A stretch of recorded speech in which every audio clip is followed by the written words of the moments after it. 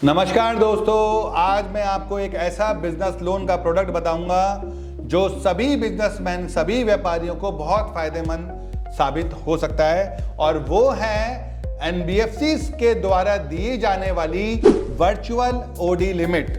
जी हाँ, एक लिमिट जो वर्चुअल है। तो ये जो लिमिट्स हैं ये कुछ एनबीएफसीज के द्वारा दिया जा रहा है, जैसे कि Bajaj finance, Godrej finance, Poonawalla finance, L&T finance, Tata capital और आदित्य बिरला फाइनेंस।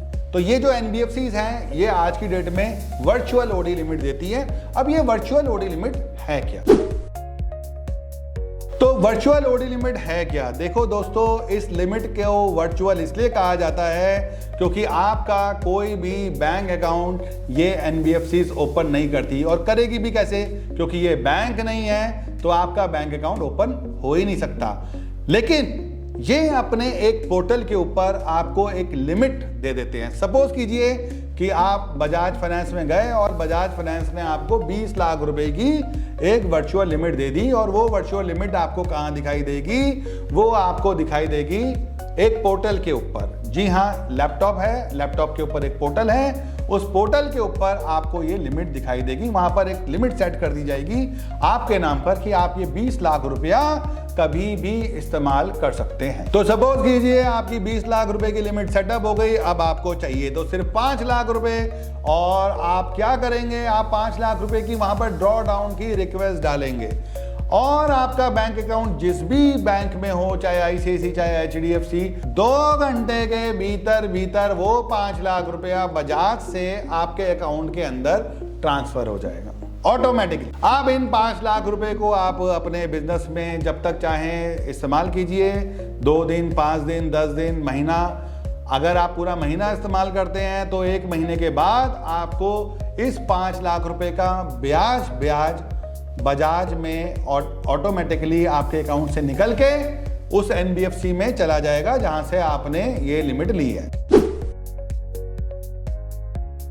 ये जो लिमिट होती है ये पूरी तरीके से सेफ लिमिट्स होती हैं। इसमें कभी भी आपके साथ फ्रॉड नहीं हो सकता। उसके पीछे एक बहुत बड़ा रीजन है, क्योंकि अगर आपने इसका आईडी पासवर्ड लिखकर कहीं पर फेंक भी दिया, भूल गए, किसी को दे दिया, और वो व्यक्ति आपके आईडी पासवर्ड का इस्तेमाल करके इस लिमिट में से कुछ पैसा निकालने की कोशिश करता है, लेकिन ये पैसा किसी और अकाउंट में जा ही नहीं सकता। ये पैसा सिर्फ और सिर्फ आपके बिजनेस अकाउंट में ही जाएगा जो आपने लिमिट सेटअप करते वक्त अकाउंट दिया होगा, रजिस्टर्ड कराया होगा। उसी अकाउंट के अंदर ये पैसा आपके जाएगा। अब आप कहेंगे कि भाई हमने 5 लाख रुपए इस्तेमाल कर लिया, 10 दिन इस्तेमाल कर लिया, अब हमारे पास पैसा आ गया, अब हम क्या करें? अब हमें ये पैसा वापस करना है। बहुत आसान है। वापस आप पोर्टल पे जाइए और वहां पर पेमेंट ऑप्शन पे जाइए, और पेमेंट ऑप्शन में आपको पार्ट पेमेंट वाला सिलेक्शन करना है। पार्ट पेमेंट में जाके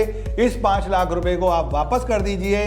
जितने दिन आपने ये पैसा इस्तेमाल किया होगा, सिर्फ और सिर्फ उतने दिन का ही ब्याज और उतने ही अमाउंट पर लगेगा जितना आपने यूज किया होगा। 20 लाख रुपए पे नहीं लगेगा, सिर्फ 5 लाख रुपए पे लगेगा। पूरे महीने का नहीं लगेगा, सिर्फ 15 दिन का लगेगा, अगर आपने 15 दिन ही इस्तेमाल किया।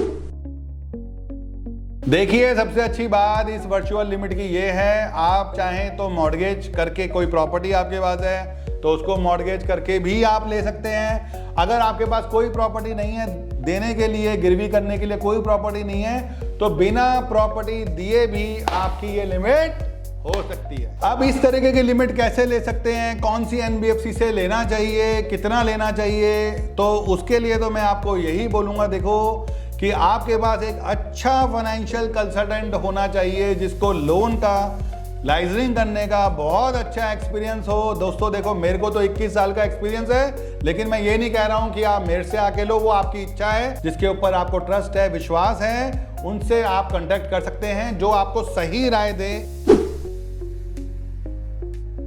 क्योंकि ये एक अनसिक्योर्ड लिमिट होती है। अगर आप कोई प्रॉपर्टी मॉर्गेज नहीं कर रहे हैं तो थोड़ा सा रेट ऑफ इंटरेस्ट ज़्यादा हायर साइड पे आपको लग सकता है। लगभग 1.5% महीने का इसके अंदर ब्याज होता है। कोशिश कर सकते हैं कि वो ब्याज आपको ₹1.40 तक पहुंच जाए। अगर यही आप प्रॉपर्टी मॉर्गेज करके लिमिट लेते हैं तो उसमें जो ब्याज है वो ₹9.75 तक का ब्याज आपको मिल सकता है, महीने का नहीं, सालाना।